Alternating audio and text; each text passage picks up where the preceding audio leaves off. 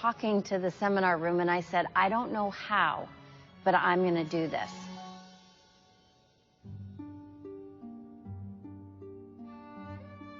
Babe Ruth, everybody knows he had the record for the most home runs, but he also did well in the strikeouts. One time he was asked by a sports reporter, said, Babe, what do you think about when that pitcher strikes it out? He said, I'm starting to feel sorry for the next one I face because it's time for another home run. So he didn't concentrate on the strikeouts because often he'd strike out several times in one game.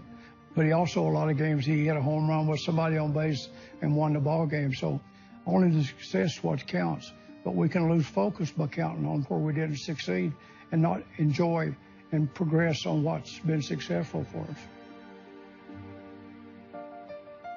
When I first saw the book Think and Grow Rich, it reminded me when I told my mom at 16, I'm going to get rich. The mentality that really makes the difference is action. It's not intelligence. It's not connections. It is action. I've never thought I was limited to this, the cranium or 5'8", or a body. He was really confronting the spiritual being, not the physical body. Thought is not a physical thing. It's out here, right? I've just been lucky enough since the age of 25 to be interested in my personal development and getting rid of limited thinking so I could have and create and move toward abundance and prosperity and freedom, real freedom. You're free if you create freedom for yourself. And that first starts with the ability to think freely. So people always ask me, is there a way to change a negative thought to a positive thought? And the answer is no. You're out of luck. You can't do that. The only way you can change a negative thought is with a positive affirmation, when you say your goals out loud. So the moment I have a negative thought, I say my goals out loud, and then the negative thought goes away. Mary Kim Titla, who is the National Executive Director of United National Indian Tribal Youth, she and I have worked together with Native youth now for 20 years. And a few years ago, she said, would you come and speak to my son Bear's 8th grade football team? Because they're getting killed, they're getting demoralized. They lost 48-0 yesterday, they lost 38-0 last week, 28-10 the week before. It keeps getting worse. I said, sure, and I drove down. It's about an hour and a half. It's literally the land of Geronimo. That's where he's from. And I simply said to them, you know, you're in 8th grade, but I'm going to tell you something that will help you the rest of your lives that is just as important and just as true for you as it is for NFL players, which is the only thing you have to do right now is to use all of your focus and bring all of your passion. It may sound simple. That's all you have to do for the next 2 hours, because there's so many players that have more speed, more talent, more physical ability that never make it in the NFL because they never learned that. For the next 2 hours, I challenge you to do that. In the first 11 plays, and I have witnesses to this, they scored 3 touchdowns. They won the rest of their games. Mary Kim told me they didn't lose another game. And then 3 months later, she calls me up and she says, 16 of those 22 young people are on the basketball team, including my son Bear, the quarterback. And they just finished the regular season undefeated. Now, that wasn't my power. It was simply helping them see the power they had. Well, my story starts as a young man. At age 17, my biggest ambition was to be an All-American football player and then go into the NFL and hopefully play for the beloved Dallas Cowboys. And the coaches and the scouts and the people that monitor those sorts of things kind of assured me I had the size and speed to do that. And I thought my future was set. Then one day, during a routine physical to go play another season of football, I was diagnosed with the condition that would cause me to lose my sight. 10 years later, I was totally blind, and I woke up that morning. I instantly knew I'd lost the remainder of my sight, and I knew I would live the rest of my life as a blind person, and the thoughts and the doubts and the fears that came over me would be impossible to describe. I was 29 years old. I had never met a blind person. I didn't have a clue what I was going to do with the rest of my life. So the only plan I could come up with involved moving into this little 9 by 12 foot room in the back of my house. And in my little room, I had my radio and my telephone and my tape recorder. And I really fully intended to never leave that room again. The thought of traveling millions of miles and talking to millions of people or writing 30 books and having 6 of them made into movies, or doing speeches, or running a television network with over 1,000 stations, or doing this movie project would have seemed as foreign to me as going to the moon. So I sat in my little 9 by 12 foot self-imposed prison, and I never thought I would leave that room again. And I sat there broke and despondent and depressed and suicidal. I thought of that.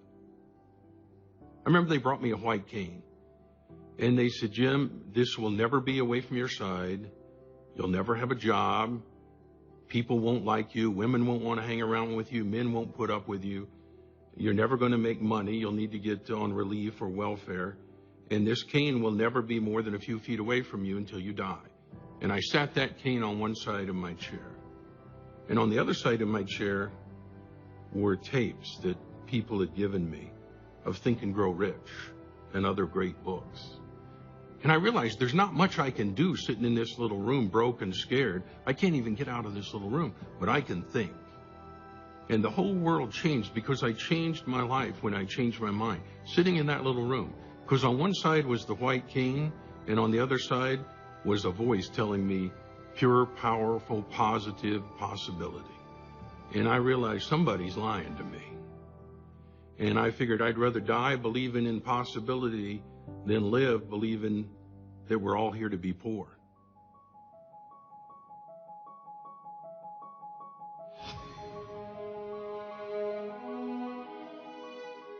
Well, some people don't believe in the law of attraction, but I've proven it, I've seen it scientifically, and therefore it exists.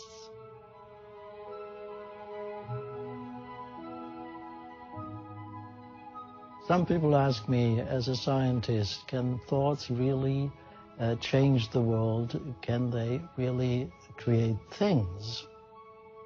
Yes, of course, thoughts can really impact reality.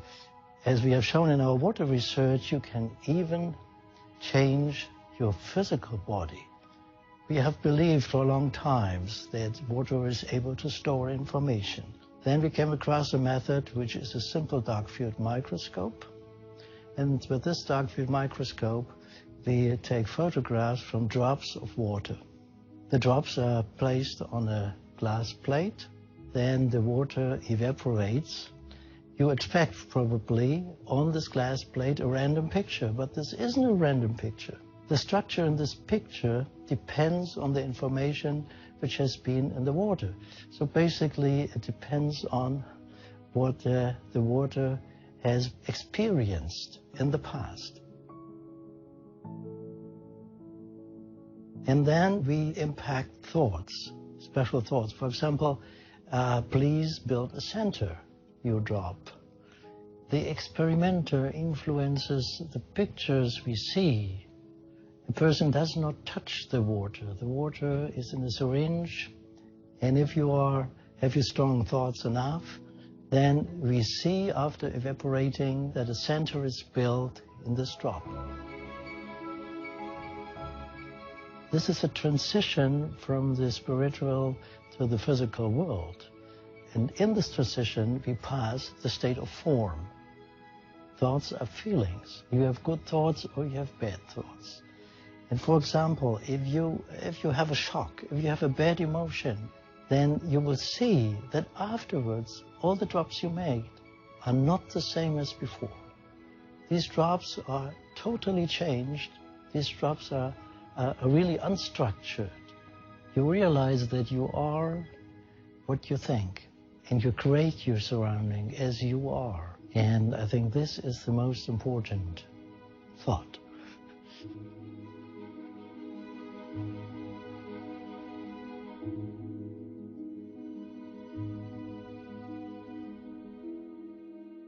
Definite decision, the world starts to change, because your mind, the greatest gift we've ever been given, will start looking for ways to make your dream come true instead of looking for excuses, which is how you live until you have a definiteness of purpose.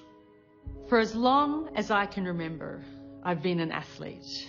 When I wasn't training, I was reading about it. When I wasn't reading about it, I was thinking about it.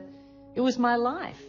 In fact, my nickname was Janine the Machine because that embodied the sort of person I was. Well, I found myself as a member of the Australian ski team, and my goal was to represent my country at the Olympics, to really put Australia on the map as a force to be reckoned with.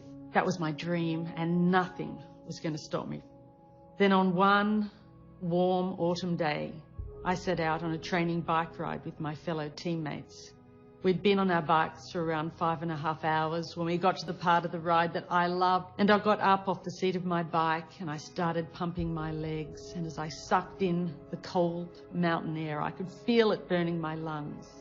And I looked up to see the sun shining in my face, and then everything went black. My body was consumed with pain. I'd been hit by a speeding truck. I'd broken my neck and my back in 6 places, 5 ribs on my left side, my right collarbone, my right arm. My head was cut open across the front, lifted back, exposing the skull underneath. I had internal injuries, and I had massive blood loss.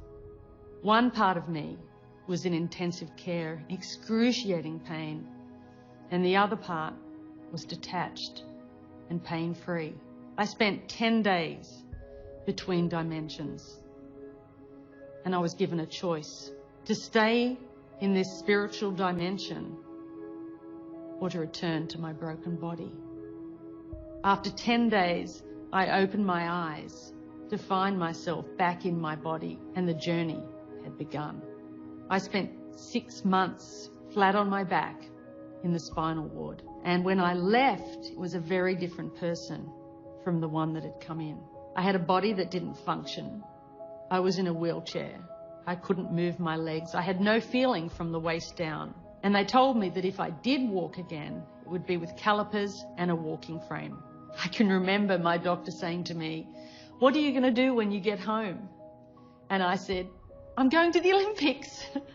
And she looked at me and said, in a matter-of-fact way, "Janine, you're never going to be able to do the things you did before." And that was my rock bottom. And the only way that I was going to move forward was to let go of the life that I thought I was supposed to have. And when I made that decision, my whole life changed. I realized that even with my broken body,